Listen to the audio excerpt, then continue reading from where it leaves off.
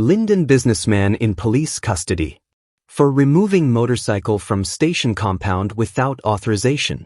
Sherwin Benjamin, a 37-year-old businessman from 232 South Amelia's ward, turned himself in today at the Mackenzie police station. Police had been searching for him in connection with the unauthorized removal of a motorcycle from the Amelia's ward police outpost on March 19, 2025. He is currently in custody pending further investigations. In the meantime, the motorcycle that was taken has been recovered the same night of the incident.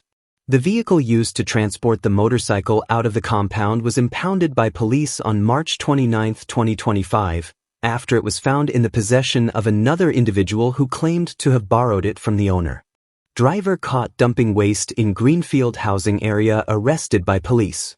Jermaine Barrington, a 40-year-old truck driver from Section B, Block X, Diamond Housing Scheme, East Bank Demerara, was arrested today after being caught on video dumping waste in the Greenfield housing area, East Bank Demerara.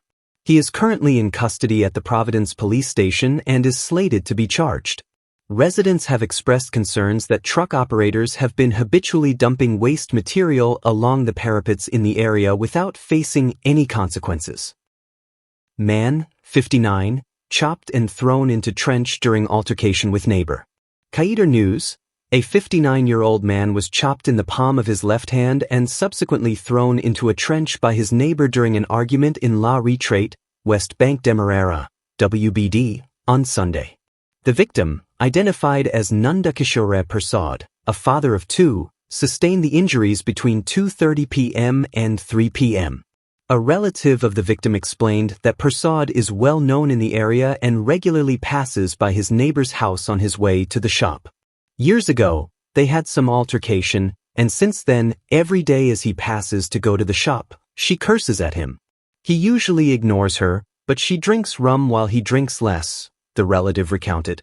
On the day of the incident, Prasad was at his neighbor's house when the woman began shouting insults at him over the fence. According to the relative, after being sent home by the neighbor, Prasad sat on the neighbor's fridge outside, and the verbal exchange escalated. So, the neighbor told him to go home, and when he did, she started cursing at him again. He probably responded, and she ran out and pushed him. When she did that, he pushed her back, the relative elaborated. The relative claimed that the suspect then armed herself with a cutlass and struck Prasad in the palm of his left hand. After she chopped him, he held onto the cutlass blade to prevent her from striking him again, but she overpowered him and pushed him into the trench, the relative said. Nanda Kishore Prasad was taken to the West Demerara Regional Hospital, where he received 6 stitches for his injury and was later sent home. The incident has been reported to the Wales Police Station, and searches are currently underway for the suspect, who remains at large. Man found with head smash died from hemorrhagic shock and fractured skull. Kaider News, an autopsy conducted on the body of 24-year-old Tameshwar Mongru, also known as Brian, revealed that he died from shock and hemorrhage caused by multiple skull fractures and brain lacerations. Mongru was discovered on Sunday morning at Les Beholden, Blackbush Polder Public Road, with severe head injuries indicative of a vehicular accident. The post-mortem examination was conducted by government pathologist Dr. V. Bridgemohan at Bailey's Funeral Parlor in West Burbus. Reports indicate that Mongru lost his life on Saturday evening after being run over by a vehicle. Police arrived at the scene around 12:58 a.m. on Sunday, where they found Mongru lying motionless with a crushed head and what appeared to be brain matter scattered on the roadway. He was wearing a pair of black long pants and a black jersey. According to police, an examination of the body revealed further signs of trauma, including a suspected broken left hand, a wound on the left side of his neck, and bruises on his left arm. Mongru's body was transported to Mibikuri Hospital, where he was pronounced dead on arrival. The body was subsequently taken to Ramu's funeral parlor, where it was identified by a relative. A further examination at the funeral home revealed 2 circular puncture wounds on the left side of Mongru's neck and shoulder, along with additional injuries consistent with being run over by a vehicle. Police have spoken to several individuals in the area, but no useful information regarding the incident has been obtained. Officers also canvassed the vicinity for any closed-circuit television, CCTV, cameras that may have captured the incident, but none were found.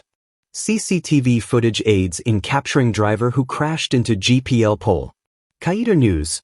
Police have identified a suspect through closed-circuit television, CCTV, footage after he attempted to flee the scene of an accident where he crashed into a Guyana Power and Light Incorporated, GPL, utility pole in Atlanticville, East Coast Demerara, ECD.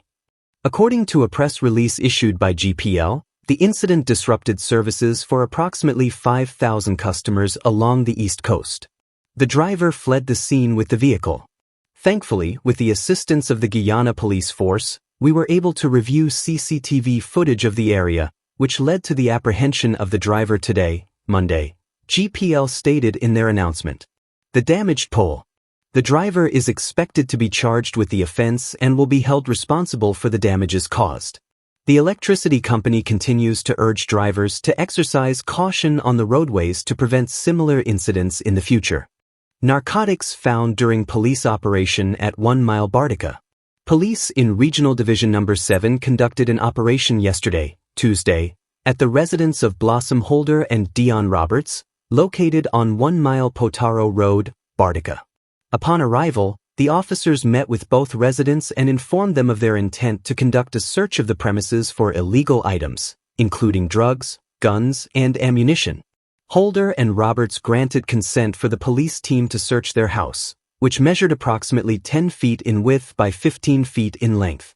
As the officers entered the house, Dion Roberts grabbed a small white bucket and jumped through the back window of his bedroom. Police ranks immediately pursued him and successfully apprehended the suspect. Inside the white bucket, a quantity of narcotics was found. Dion Roberts was cautioned, placed under arrest, and escorted to the Bartica police station. At the station, the narcotics were weighed, and the following amounts were recorded. Suspected cannabis, 427 grams. Suspected cannabis gummies, 10 grams. Suspected ecstasy, 3 grams. Suspected amphetamine, 22 grams. The police conducted a video and audio-recorded interview with Dion Roberts, during which he admitted ownership of the narcotics found in his possession. Mon Repo's man charged for stealing steel rods, granted $250,000 bail.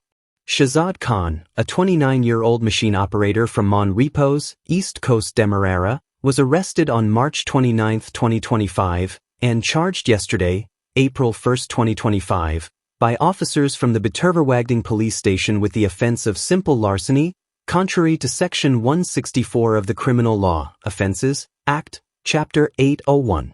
Khan is accused of stealing a quantity of steel rods valued at $268,000 from Shazam Ibrahim on March 29, 2025, at the LBI New Housing Scheme, East Coast Demerara. On April 1, 2025, the accused appeared at Sparendam Magistrate Court No. 2 before Magistrate Abigail Gibbs, where the charge was read to him, and he pleaded not guilty. Bail was granted in the sum of $250,000, with the condition that he report to the Bitterverwagding police station on the last Friday of every month, pending the outcome of the investigation. The matter has been postponed to May 1, 2025, for a report. Vendor robbed of motorcycle by armed bandits. Guyana News. A 35-year-old confectionery vendor was robbed on Monday by 2 unidentified males who made off with his red and black XR motorcycle, valued at $495,000, bearing registration number CP2332. The victim, Peter Waldron, resides at Lot 6 Norton Street, Lodge, Georgetown. The robbery reportedly occurred around 11:50 p.m. on Norton Street, situated between Chapel and Victor Streets. Investigations reveal that Waldron typically sells his goods in front of his yard, operating from a wooden stall facing north, with his motorcycle parked to the east of the stall, facing south. On the night of the incident, he was sitting on a freezer in front of his stall when 2 suspects approached him from the west.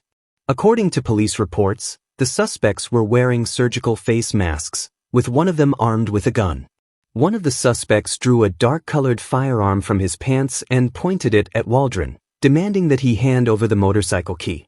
When Waldron hesitated, the second suspect searched him, retrieved the key from his right pant pocket, and subsequently fled the scene on the motorcycle.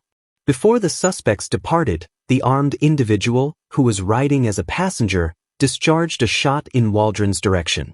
The crime scene was processed by the police, but no spent shell casings were found. Law enforcement stated that closed-circuit television, CCTV, footage from the area may yield further information related to the incident. As of now, no arrests have been made, and investigations are ongoing. Government seeks answers as Teleperformance sheds over 800 employees in 6 months and closes Camp Street location. By news source Guyana, the call center industry in Guyana appears to be facing a significant downturn as major clients withdraw their business, prompting the government of Guyana to seek answers. Teleperformance, one of the largest call center companies in the country, has closed its locations on Rob and Camp Streets after at least 5 major clients ended their contracts over the past 6 months. This shift has resulted in the layoff of more than 800 employees, with the workforce decreasing from over 1,100 employees in August 2024 to just over 125 currently. The company is now operating at only one location with fewer clients. Last weekend, Teleperformance completed its move out of the Camp and Rob Street locations, officially handing over the keys to the landlord and shuttering operations at that site. Initially, the layoffs predominantly affected calling agents. However, support staff are now also feeling the impact, leaving many employees anxious about their job security. A source familiar with the company's operations disclosed to news source that as Teleperformance continues to lose clients, it will have no choice but to scale back its operations in Guyana. The Colombian-headquartered company has remained silent regarding its current state and future in Guyana. News source has learned that the Ministry of Finance has reached out to the company on behalf of the government to gain a clearer understanding of the closures, layoffs, and their potential impact on the industry. The call center business in Guyana has been experiencing a slowdown over the past year. Last year, another major industry provider, ITL, completely shut down its Guyana operations, resulting in the layoff of over 400 workers. ITL cited loss of clients and increasing business costs in Guyana as reasons for its exit from the market. Man jailed for 12 years over brutal murder of pensioner. Guyana Times. Nearly 7 years after 71-year-old Jerry Rambier was viciously beaten and left for dead, his family has finally received justice. Joseph Ramsher, a 30-year-old man responsible for the murder, was sentenced to 12 years in prison when he appeared before Justice Damone Young at the Georgetown High Court on Tuesday. Ramsher was initially charged with the capital offense of murder after he was arrested in 2018 for fatally attacking Rambier on Back Street, Good Intent, West Bank Demerara. The elderly man was found unconscious on July 1, 2018, with severe head injuries and succumbed 2 days later while receiving treatment at the Georgetown Public Hospital. During the sentencing hearing, the court heard that the fatal attack stemmed from an altercation at a wedding house in La Retraite. At 23 years old, Ramsher struck the pensioner in the head with a rolling pin, inflicting a wound so severe that Rambier never regained consciousness. Instead of rendering assistance, Ramsher fled the scene and was later apprehended by police in a sting operation at Diamond, East Bank Demerara. Throughout the proceedings, Rambier's family remained steadfast in their pursuit of justice, expressing concerns that only one of the attackers was charged despite multiple individuals being identified in connection with the crime. Speaking in court, the victim's brother reflected on his loss, describing him as a good chap who did not deserve such a cruel fate. The case was prosecuted by State Counsel Alvaro Mario Ramatar, Muntaz Ali, and Darren Chan, representing the Office of the Director of Public Prosecutions, DPP. During his submissions, Ramatar underscored the vulnerability of the victim, noting that Rambier was asleep when Ramsher launched the fatal attack. He emphasized that Ramsher made no effort to help the injured pensioner and instead attempted to evade justice. While acknowledging the role of alcohol in the events of that night, Ramatar urged the court to impose a sentence conveying that violent acts would not be tolerated. Defense attorney Carlton Amsterdam, representing Ramsher, argued that his client had taken responsibility for his actions by pleading guilty, thus not wasting the court's time. He pointed to a probation report that described Ramsher as a school dropout who had faced financial struggles from a young age. The report indicated that he had completed an anger management course while in prison and expressed a desire to apologize to the victim's family. Amsterdam requested the court to consider a sentence that, while just, would also allow for the accused rehabilitation. In delivering her ruling, Justice Young considered both aggravating and mitigating factors. She noted that the victim was elderly and defenseless, that a weapon was used, and that there was an attempt to destroy evidence. However, she also took into account the accused remorse, good behavior while incarcerated, and the absence of prior convictions. Starting with a base sentence of 20 years, Justice Young deducted time based on mitigating factors, ultimately sentencing Ramsher to 12 years in prison, less any time already served on remand. As the sentence was handed down, members of the victim's family expressed mixed emotions, relief that justice had finally been served, but sorrow that nothing could bring back their beloved Jerry Rambier. Goods from Guyana to face 38% U.S. tariffs under Trump's Make America Wealthy Again policy. By news source Guyana, Guyana has been included among the countries that will experience an increase in tariffs on goods imported into the United States. In a press conference today, U.S. President Donald Trump announced his global reciprocal tariffs, listing Guyana as one of the affected nations. According to information released by the U.S. government, goods from Guyana will now face a tariff rate of 38%. This appears to be a blanket rate that will apply to all imports from Guyana. Several other Caribbean nations, including Barbados, Antigua, Trinidad and Tobago, Belize, Suriname, and Jamaica, are also facing increased reciprocal tariff rates. However, their goods will only incur a 10% tariff, significantly lower than the 38% rate imposed on goods from Guyana. News source reached out to several senior government officials, including Vice President Barrett Jagdeo, who indicated that the matter is currently under review, as the announcement was made only today. Former Finance Minister Winston Jordan commented that the new U.S. tariffs would negatively impact Guyana's sugar industry and a range of other exports, including agricultural products. He expressed concern that Guyana had previously enjoyed protections under special arrangements for the Caribbean, which now appear to have changed. Mr. Jordan also noted that it remains uncertain whether the oil sector will be affected by these tariffs. In his announcement of the new global tariff policy, President Trump stated that the U.S. subsidizes many countries to keep them operational and in business, emphasizing a shift towards putting America first. He asserted that the U.S. has been looted, pillaged, raped, and plundered by nations near and far, both friend and foe alike, for decades, and insisted that it is time for this to change. Just last week, U.S. Secretary of State Marco Rubio visited Guyana as part of a Caribbean tour. It remains unclear whether the topic of the new tariffs was addressed during his meeting with President Irfan Ali and government officials. Guyana and the U.S. maintain close trade relations, and since the commencement of oil production, hundreds of U.S. businesses have established operations in Guyana. More than 300 sexual assault cases recorded monthly in Guyana. Newsroom: Guyana records over 300 sexual assault cases each month, according to Dr. Kona Husbands, manager of the Sexual Offenses and Domestic Violence Policy Unit at the Ministry of Human Services and Social Security. Dr. Husbands addressed attendees at the Asking for It exhibition on Tuesday, an event created to raise awareness about sexual abuse. She stated, "In Guyana, we do have a significant number of sexual abuse cases. Earlier this year, there was a slight peak, but now the numbers seem to be stabilizing. On average, we have more than 300 cases of sexual assault reported every month." Providing a further breakdown of these cases, Dr. Husbands revealed that over 90% of the victims are women, highlighting that they are the primary victims and the ones who typically come forward to report the incidents. However, there are cases involving men, accounting for less than 10% of the total. "We still have some men who are speaking out about their abuse, but that remains under 10%, Dr. Husbands noted. Alarmingly, over 70% of these cases involve children under the age of 18.